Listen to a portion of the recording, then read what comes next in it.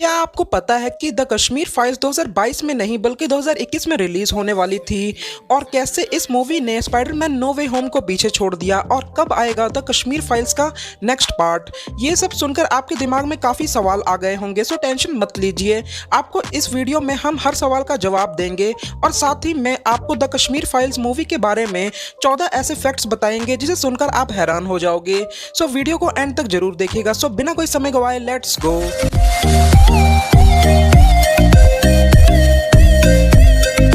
Number 14, शायद ही आपको पता होगा द कश्मीर फाइल्स 2022 में नहीं बल्कि इससे पहले ही रिलीज होने वाली थी। इसकी इनिशियल रिलीज डेट 2021 में थी, लेकिन कई कारणों की वजह से इसकी रिलीज डेट कई बार बदली गई। सबसे मेन कारण तो कोविड पेंडेमिक था। कोविड पेंडेमिक के अलावा एक वजह एक्टर मिथुन चक्रवर्ती की हेल्थ भी थी। एक टाइम तो ऐसा आया कि जब मिथुन चक्रवर्ती को हॉस्पिटल में भर्ती करना पड़ गया था। इसके बाद मिथुन चक्रवर्ती के शूट में काफ़ी डिले आया, लेकिन मिथुन सर ने की तबीयत में सुधार आने के बाद शूटिंग दोबारा शुरू की गई और 2021 के दौरान कई ओटीटी प्लेटफॉर्म ने भी इस मूवी को ओटीटी पर रिलीज करने का ऑफर दिया, लेकिन डायरेक्टर विवेक अग्निहोत्री ने साफ इनकार कर दिया क्योंकि वो इस मूवी को थिएटर में रिलीज करना चाहते थे।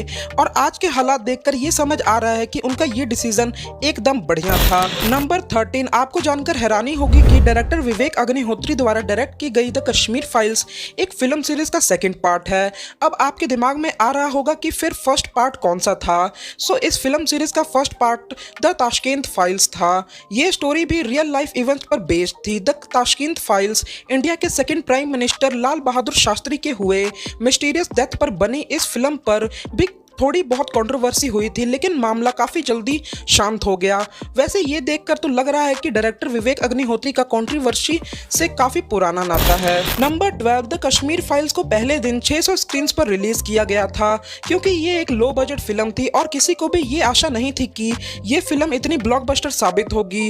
लेकिन द कश्मीर फाइल्स ने सबको अपनी ग्रोथ से अचंभित कर दिया और फिर डिस्ट्रीब्यूटर्स ने इसकी ग्रोथ देखकर इसे और ज़्यादा स्क्रीन्स पर रिलीज़ किया। क्या आप अंदाज़ा लगा सकते हैं कि इसे कितने स्क्रीन पर रिलीज़ किया गया होगा? ज़्यादातर लोग कहेंगे 1000, 2000 या 3000 स्क्रीन्स।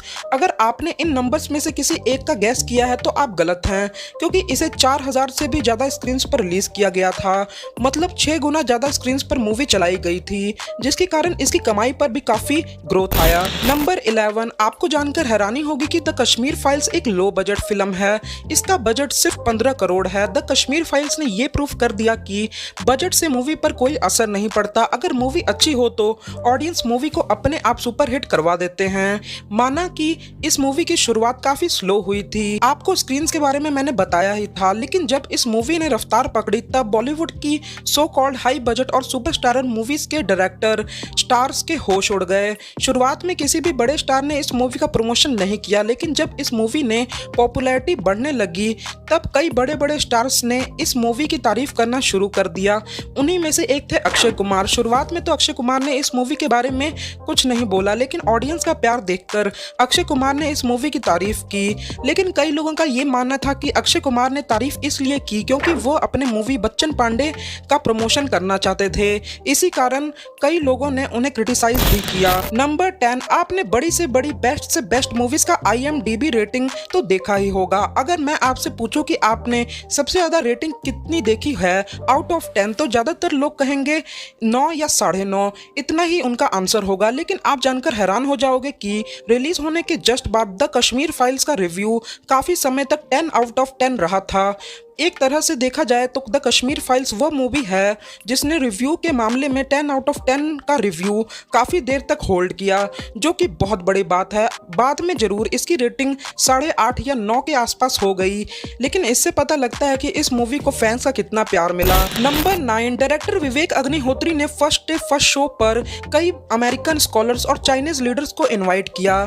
इसके पीछे का रीज़न बताते हुए विवेक अग्निहोत्री बताते हैं कि मेरा मकसद इस मूवी को बनाने का ये था कि पूरी दुनिया को ये पता लगे कि कश्मीरी पंडितों के साथ क्या हुआ, क्योंकि कश्मीरी पंडितों के बारे में गलत अफवाह पूरी दुनिया में फैली हुई है। दुनिया के लीडर्स और स्कॉलर्स को ये लगता है कि 1989 में हुई घटना में कश्मीरी पंडित खुद भागे थे, ना कि भगाए गए थे। इसी कारण उन्होंने अमेरिकन स्कॉलर, चाइनीज लीडर्स और और कई अलग अलग कंट्रीज के लीडर्स को ये मूवी दिखाई ताकि पूरी दुनिया को सच्चाई पता लग सके। नंबर 8, जैसा कि मैंने आपको पहले भी बताया, director Vivek Agnihotri the Kashmir files को एकदम रियलिस्टिक दिखाना चाहते थे। इसी कारण उन्होंने कई रियल लाइफ में हुए इंसिडेंट्स को हूबहू रिक्रिएट करने की कोशिश भी की। आपने मूवी में बिट्टा कराटे नाम के आतंकवादी का इंटरव्यू वाला सीन तो जरूर देखा होगा। इस सीन को रियल लाइफ में हुए विट्टा कराटे के इंटरव्यू के जैसा बनाने की पूरी कोशिश की गई। आप खुद देखिए। कोई भी हो, अगर वो कहता कि अपने सगे भाई को जान से मार डालो, जी मैं तो मार देता। अगर वो कहता अपनी माँ को जान से मार डालो, मैं तो मार देता। तो ये तो गुलामी से भी बदतर हालत हो गई आपकी। नहीं, गुलामी कहाँ। मैंने कहा ना, पहले हम जब ज्वाइन करता है कोई लड़का, ज्वाइन होने से पहले वो हाल पटवाते हैं, ये काम है जी, अगर नहीं है तो आप जा सकते हैं। अगर वो आपसे कहते कि अपने सगे भाई को मार दो तो मार देते, और आपसे आपकी माँ को मारने के लिए कहते तो मार देते। नंबर 7, अगर मैं आपसे पूछूं कि दुनिया में सबसे ज्यादा पैसे कमाने वाली मूवी कौन सी है तो ज्यादातर लोग कहेंगे अवेंजर एंड गेम और अवतार। आप सही हैं, लेकिन स्पाइडरमैन नो वे होम कुछ ही दिनों में अवेंजर एंड गेम और अवतार को पीछे छोड़ सकती है। पूरी दुनिया में ही नहीं बल्कि इंडिया में भी जब the Spiderman no way home release हुई तब इसने कमाई के मामले में कई बड़े बड़े बॉलीवुड की बड़ी बड़ी फिल्मों को पीछे छोड़ दिया। मैं आपको बता दूं कि स्पाइडरमैन नो वे होम ने अपने सेकेंड वीक में टोटल 41 करोड़ का कलेक्शन किया था और सूर्यवंशी जैसी सुपरस्टार और 83 ने 46 और 26 करोड़ का कलेक्शन किया था। चलिए अब अंदाजा लगाइए द कश्मीर फाइल्स ने अपने सेकंड वीक में कितना कलेक्शन किया होगा। चलो मैं ही बताता हूँ। द कश्मीर फाइल्स ने अपने सेकंड वीक में 71 करोड़ का रिकॉर्ड तोड़ कलेक्शन किया। मतलब इतनी बड़ी बड़ी मूवीज इसके सामने कुछ नहीं दिख रही। इसको कहते हैं द कश्मीर फाइल्स का जादू। चलिए आप भी एक जादू दिखाइए और हमारे इस वीडियो को लाइक कर दीजिए। नंबर 6, आपको जानकर हैरानी होगी कि द कश्मीर फाइल्स को बनाने में 4 साल का वक्त लग गया था। ये काफ़ी लंबा वक्त होता है किसी भी मूवी को बनाने में। मैं आपको बता दूं कि इतना ज़्यादा टाइम इसलिए लगा क्योंकि डायरेक्टर विवेक अग्निहोत्री ने इस मूवी के रिसर्च के लिए सबसे ज़्यादा टाइम लिया, क्योंकि वो चाहते थे कि मूवी में अनरियल कहानी ना दिखाई जाए। इसलिए उन्होंने रिसर्च के दौरान कश्मीर में काफ़ी समय गुजारा और 800 से ज़्यादा लोगों से उस घटना के बारे में बात की और अपने फैक्ट्स को कई बार रीचेक भी किया। ये बात उन्होंने खुद इंटरव्यू में बताया। उन्होंने ये भी बताया कि एडिटिंग के दौरान भी उन्होंने फिल्म में कई बार चेंजेस किए ताकि ऑडियंस तक एकदम रियल और बेस्ट कहानी पहुंचे। अब आप समझ ही गए होंगे कि द कश्मीर फाइल्स को बनाने में 4 साल का वक्त क्यों लगा। नंबर 5, हम इंडियंस में हमेशा एक चीज कॉमन रहती है, इमोशंस, और इस चीज को बॉलीवुड ने बड़े अच्छे से पहचाना और वो हमारे सामने ऐसी ऐसी मूवीज लेकर आए जो हमारे इमोशंस को जीत ली और कामयाब भी हुई।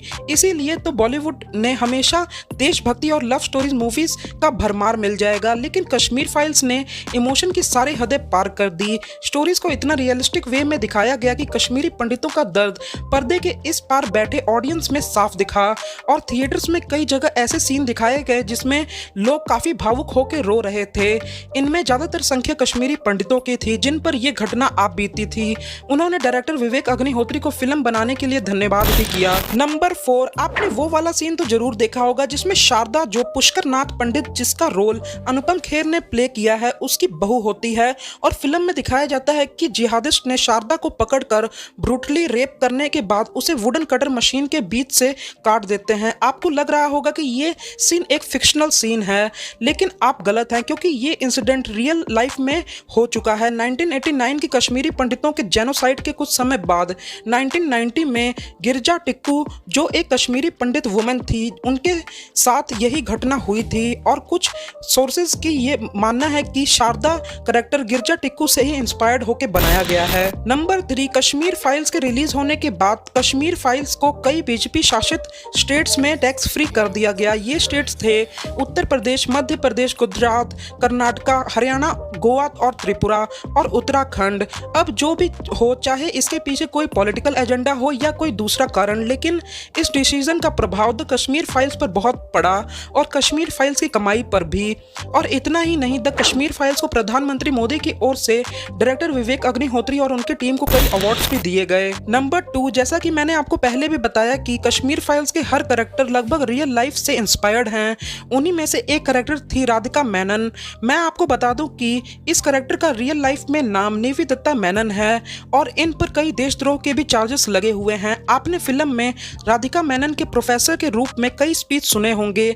ये स्पीच भी रियल लाइफ इवेंट्स में हुए स्पीच से काफ़ी मिलते जुलते हैं और शायद आपको वो वाला सीन याद होगा जिसमें कृष्णा आतंकवादी बिट्टा से मिलने जाता है। वो दीवार पर एक फ़ोटो देखता है जिसमें राधिका मेनन और आतंकवादी बिट्टा के साथ दिखाई देती हैं। आपके स्क्रीन पर अब वो फोटो शो हो रहा होगा जो रियल लाइफ में एग्जिस्ट करता है। सो आपका क्या कहना है इस बारे में कमेंट बॉक्स में जरूर बताइएगा। नंबर 1, जैसा कि मैंने आपको पहले भी बताया कि द कश्मीर फाइल्स एक फिल्म सीरीज का पार्ट है। डायरेक्टर विवेक अग्निहोत्री ने इस फिल्म सीरीज में पहला पार्ट द ताशकंद फाइल्स नाम से बनाया था, जो इंडिया के दूसरे प्रधानमंत्री लाल बहादुर शास्त्री के हुए रहस्यमयी डेथ पर बेस्ड था। अब कश्मीर फाइल्स के रिलीज होने के बाद डायरेक्टर विवेक अग्निहोत्री ने यह अनाउंसमेंट कर दिया है कि वो इस फिल्म सीरीज का तीसरा पार्ट भी लाएंगे जिसका नाम होगा द दिल्ली फाइल्स। अब ज़्यादातर लोगों को ये अंदाज़ा लग ही गया होगा कि ये मूवी किन घटनाओं पर बेस्ड होगी। जहाँ तक मुझे लगता है कि ये मूवी JNU में हुए देशद्रोही इवेंट्स और दूसरे इवेंट्स पर बेस्ड होगी।